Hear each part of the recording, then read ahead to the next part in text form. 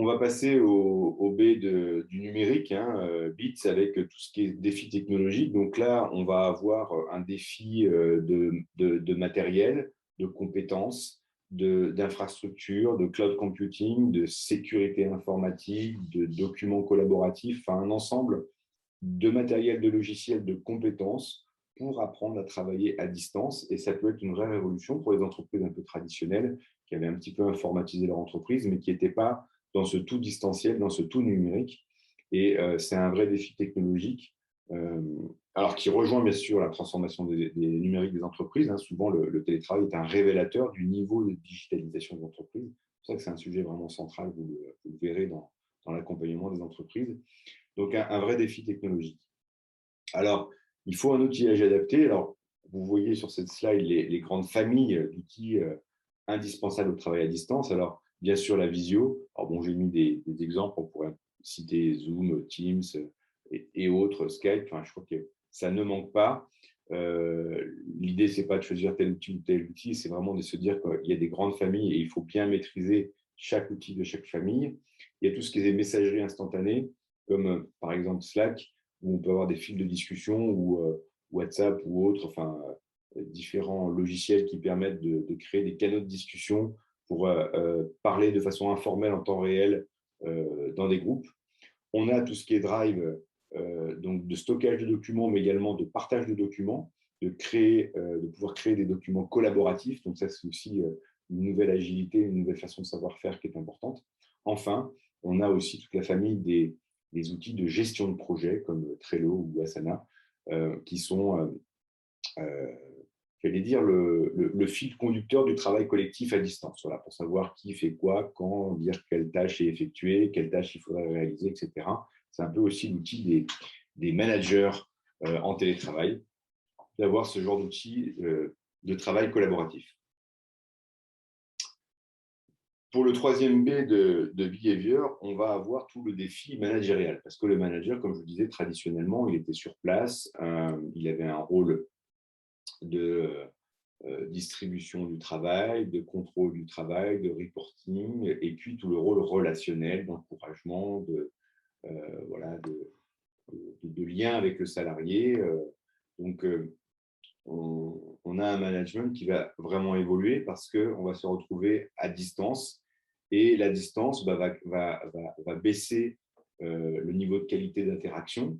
Alors, malgré les outils, etc., il va falloir trouver un mode hybride de management. Comment on va adapter le management à la distance? Comment on va garder la qualité de la relation malgré la distance? Comment on va hybrider un management présentiel, un management distanciel? Comment on va prendre soin des gens qui sont longtemps à distance? Comment on va gérer toutes les informations informelles qu'on a à la machine à café, qu'on a dans des réunions ou dans les couloirs après les réunions? Voilà, tout ça, ça va disparaître avec la distance et ça ne va pas forcément se traduire directement dans une messagerie. Hein. Il faut bien avoir conscience qu'il y a des choses qui se perdent, qu'il y a tout un langage non verbal qu'on a quand on parle à quelqu'un, des petites infos qu'on fait passer, et ça, on va le perdre. Donc, le manager, c'est pour ça que c'est lui qui est le plus réticent au départ au télétravail, parce qu'il sait qu'il va falloir qu'il révolutionne totalement sa façon de faire, et il ne sait pas trop ce qu'il va perdre et ce qu'il va gagner. On a besoin aussi, toujours dans les nouveaux comportements, hein, dans cette troisième catégorie de transformation, d'encadrer le travail à distance, parce que le risque, comme je disais tout à l'heure avec travailler dans son lit, c'est de ne plus s'arrêter. Et c'est aussi le lien entre le télétravail et la connexion et la déconnexion, et notamment le droit à la déconnexion, hein, qui existe depuis 2016 dans le droit du travail français, et qu'à un moment donné, l'employeur est tenu de prévoir des plages de déconnexion. On ne peut pas joindre les salariés jusqu'à 1h du matin, n'importe comment. Et donc, à un moment donné, le télétravail ne limitant plus de manière spatio-temporelle l'activité professionnelle, le risque, c'est qu'il n'y ait plus de limite. Donc, il va falloir créer un nouveau cadre, et notamment celui de la connexion et de la déconnexion. Quand est-ce que je suis joignable? Quand est-ce que je ne suis plus joignable? C'est important pour respecter notamment les temps de repos cognitif des salariés. Autre point important dont j'ai peu parlé, mais qui rejoint l'éligibilité des postes au télétravail, c'est de se dire dans un collectif, notamment, je prends souvent l'exemple de l'industrie, vous n'avez pas forcément tout le collectif qui est éligible au télétravail. Quelqu'un qui travaille sur poste, sur une machine, ou qui fait l'accueil dans une entreprise, ben forcément, par définition, il ne peut pas faire du télétravail ou quasiment pas. Du coup, ça peut être perçu par une certaine partie comme un avantage de l'autre partie. Et ça peut renforcer des fractures qui préexistaient, notamment entre ce qu'on appelle l'école bleue et l'école blanc, et l'école bleue disant, bah, regardez, l'école blanc ont encore de nouveaux avantages, nous, non seulement on travaille à l'usine, c'est bruyant et dangereux, mais en plus, on doit tous les jours venir à l'usine. Et puis, ben, eux, l'école blanc, ils sont dans les bureaux, maintenant ils sont chez eux, ils jardinent et ils jouent au tennis. Et ils ne travaillent plus. Donc, on peut avoir aussi une mauvaise perception de ce qu'est le télétravail et le renforcement d'une fracture. Et donc, la question du travail à distance va poser de nouveaux problèmes d'égalité ou d'équité au sein des collectifs. Et le risque, c'est de voir en fait ce sujet diviser encore plus les collectifs avec une mauvaise perception en fait de ce que c'est. Parce que le télétravail, certes, comme je l'ai dit depuis le début du cours, comporte de nombreux avantages, mais il a aussi des inconvénients. Il peut isoler les gens, il peut créer de nouvelles maladies professionnelles, des troubles musculo-squelettiques, de l'anxiété. Voilà, et surtout, on l'a vu, il allonge les temps de travail. Donc, alors peut-être qu'il faut mieux l'encadrer, mais ce que je veux dire, c'est que ça peut être mal perçu ou perçu comme un avantage vraiment important que n'auraient pas les autres, même s'ils savent qu'ils ne sont pas éligibles de par leur poste. Mais vous voyez, ça peut créer des problèmes. Donc, il va falloir gérer aussi ces questions d'égalité, d'équité. En tout cas, la clé de ce sujet, c'est le dialogue. C'est de se comprendre et de s'ajuster. Ça rejoint la question de la cohésion d'équipe. Alors, pas simplement dans le risque de fracture col blanc-col bleu, mais parce que quand on a un collectif qui se met à distance de façon un peu systémique, eh ben, il y a des infos qui passent moins bien. Et la notion de cohésion, de groupe, souvent passe, alors pas forcément, mais passe par la présence physique, par aussi des temps, des rituels, des temps de célébration, d'anniversaire, de pot de départ ou de réussite d'un projet, des moments où le collectif vit ensemble, des moments agréables, se ressoude, voilà, s'entraide. Encore une fois, le travail, ce n'est pas une addition de tâches faites par des individus, c'est aussi tout un projet collectif. Hein. C'est ça aussi, quand on dit qu'on crée une société anonyme, vous voyez, il y a le mot social dedans, c'est vraiment important par rapport à ce que tu dis sur la révolution du travail avec la révolution industrielle. Hein, on a créé des grands collectifs et c'est ça qui fait la force. Donc, comment on repense la cohésion d'équipe avec une entreprise qui, petit à petit, se retrouve en archipel, se retrouve avec un collectif qui se met à distance, en tout cas une partie du temps.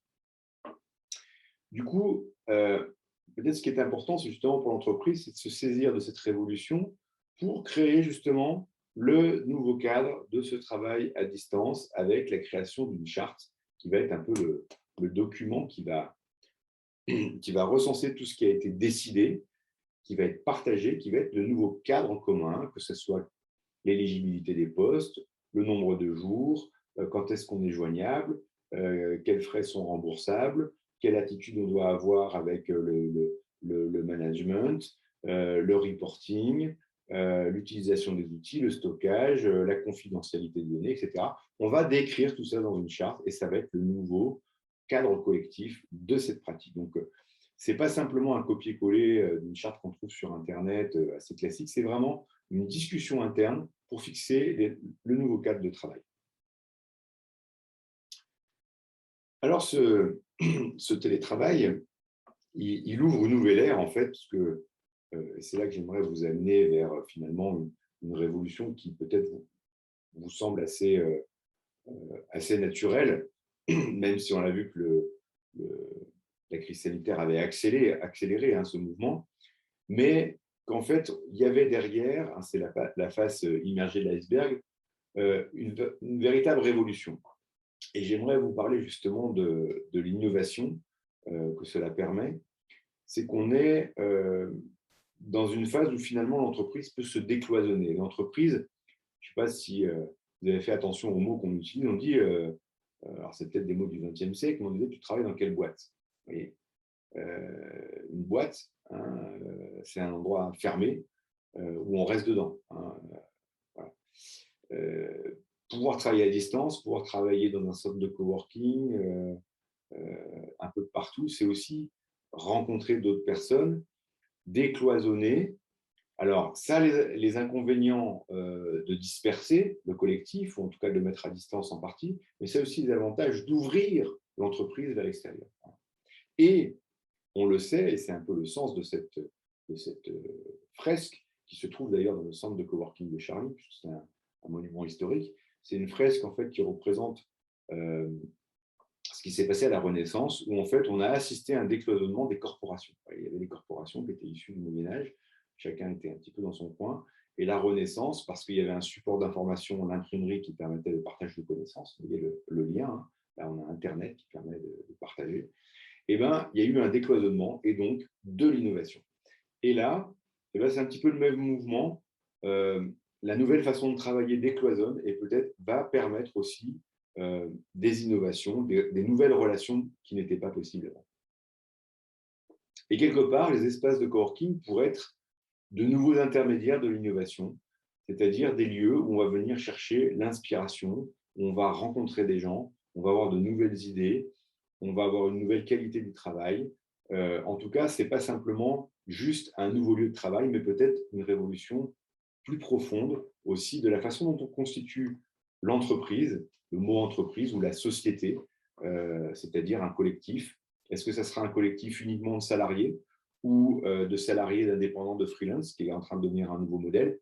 Après tout, un dirigeant d'entreprise me disait après le confinement, mais finalement, si on a tous nos salariés à 100% en télétravail, on ne les voit plus en vrai, entre guillemets, c'est quoi la différence avec un prestataire de service? Et il posait la bonne question. La différence, c'est justement, il y a un esprit d'entreprise, il y a un vécu d'entreprise, des gens qui se voient en vrai dans la vraie vie, qui fait la différence peut-être avec des prestataires qui sont répartis un petit peu partout sur les plateformes. Alors voilà, le coworking, c'est beaucoup plus que des lieux, justement. C'est une façon de travailler, c'est travailler ensemble, c'est un collectif, une entraide. On sait que dans les espaces de coworking, ce qu'on vient rechercher, c'est bien sûr le lieu, la connexion, le cadre, la proximité du lieu de vie, mais c'est aussi un collectif. Alors, ça, c'est surtout vrai pour les indépendants, qui sont un peu les premiers clients de ces espaces, mais c'est également vrai maintenant pour des salariés qui viennent travailler dans ces lieux et qui ne vont pas forcément rencontrer que des collègues de travail comme ils le font au siège de l'entreprise, mais aussi qui vont rencontrer d'autres personnes, peut-être des futurs clients, des futurs prestataires, des gens avec qui ils vont tisser des relations professionnelles ou amicales, comme au bureau classique. Entraide, collaboration, mais aussi donc créativité, innovation, on va avoir de nouvelles idées, de nouveaux projets, on va trouver de nouveaux partenaires. Et donc, on va ouvrir l'entreprise, hein, cette notion d'entreprise ou d'innovation ouverte. Voilà. Pour aller vers ce qu'on va appeler l'entreprise étendue. Alors, c'est un concept qui existe déjà depuis longtemps, hein, qui existait bien avant cette crise sanitaire, mais voilà, le fait de pouvoir travailler avec des collectifs distants, avec des prestataires qui ne sont pas forcément au même endroit, eh ben, on peut imaginer des entreprises étendues avec toutes les limites de l'exercice, bien entendu.